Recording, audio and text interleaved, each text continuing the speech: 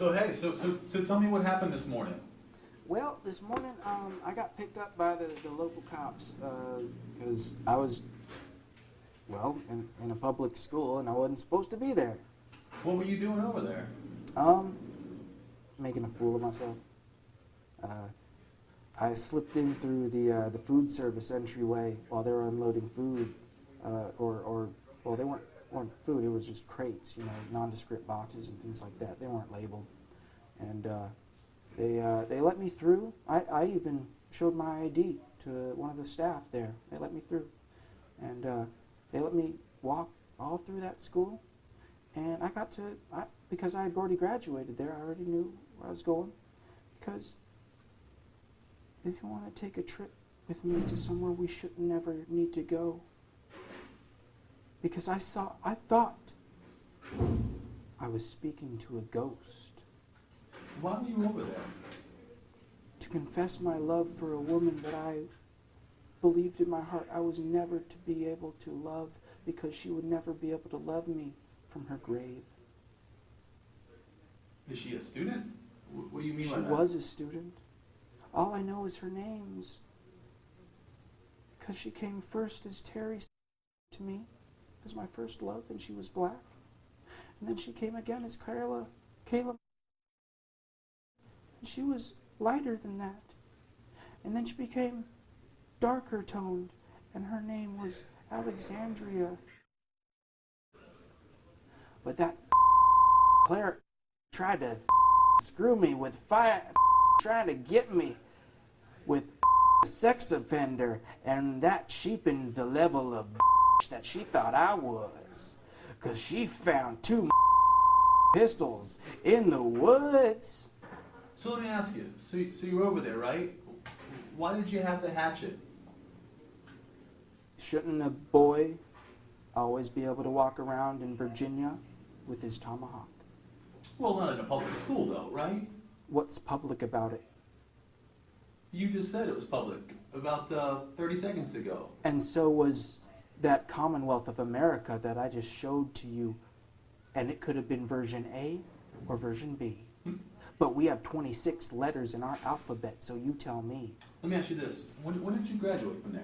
2007. 2007. All right, very cool.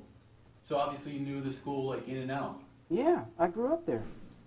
I spent my 4 years there, and, you know, I made friends, but I didn't really fit in. But, you know, here's the thing. I was not so much of a loner that I couldn't make friends. I was not in some other frequency or universe coexisting with this one, because this is glass and this is not a fiction, because I can go and you're going to hear it. Right. Because I know things about the universe that no man's ever supposed to know. But guess what? If we all get to learn those things, and if we can all just gird our loins and face the fact that terror exists in our minds first, and then it comes from our hands and our mouths, and not our blood or our spit or our fluid or our stool, because there was never such a thing as a genetic weapon or a blood weapon. So did you think that you belonged over there at the school this morning? Yes. I felt that was my alma mater. I didn't go to college. I'm a working boy. But my daddy who loved me, not the monster that I painted him to be, but the dad who, the reality I choose is not the scary one. So you said you're a working boy. What is it you do? I weld. So you're a welder? But no, I was a cook first, but I washed dishes at Chick-fil-A. Okay. And now you're a welder? But that's only because I went from Chick-fil-A to the Marine Corps, and from the Marine Corps, I went to my desert of despair because no one wanted me here. So you spent some time in the Marines? I spent some time. And then I moved on when I attempted suicide. But I'm not here to talk about my reasons why. But I'll say this. If a pappy don't teach his daddy to teach his son that 5 beers don't equal 6 and 6 don't equal 5, and there's a reason for that, and if you don't understand that, then you are wrong.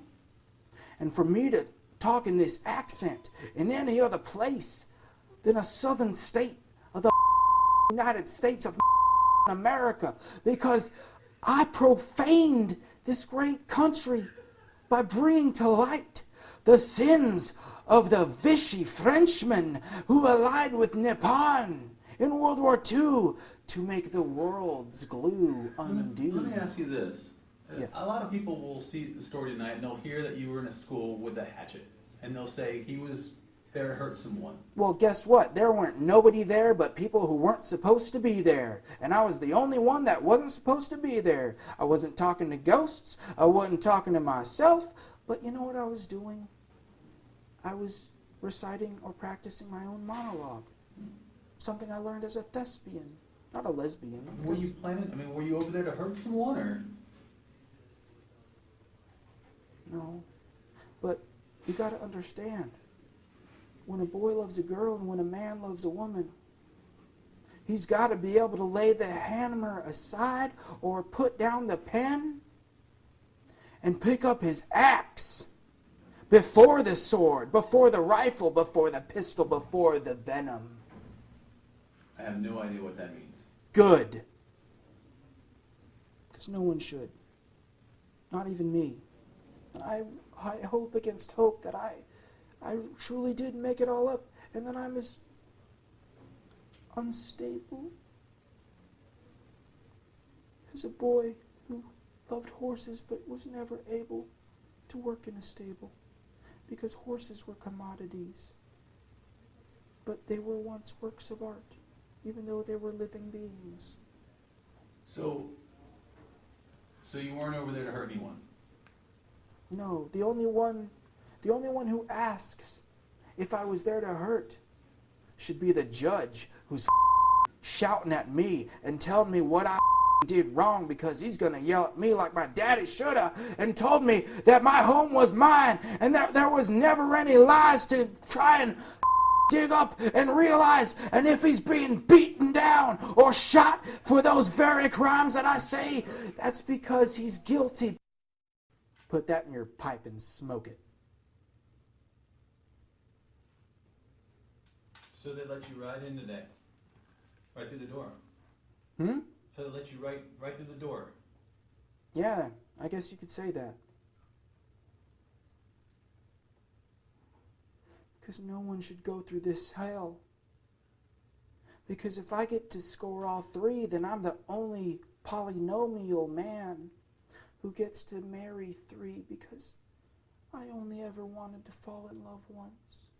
And if I was tricked, duped by fate, or if we live in a world where there is no fate and we are manipulated by people who are pulling our strings, and that the events and encounters that happen in our lives were never in our own hands, well, then that's a waking nightmare, and no one should ever be able to say, I understand why he's crying. I understand why she is shivering in her daddy's arms. I know why he feels compelled to have sex with other men, because he feels that he's not good enough except to be passed around like a peace pipe. Have you been diagnosed bipolar or anything like that? Yes, because it is a thing. Because it was something that somebody felt that me should be diagnosed with. All right, well, I wish you the best of luck. Thank you. All right, Cowart, same drill. All right, thank you very much. Wrap this off. All right. Thank Thank you. you. Thank you. Are you good? Good. Okay. Thank you.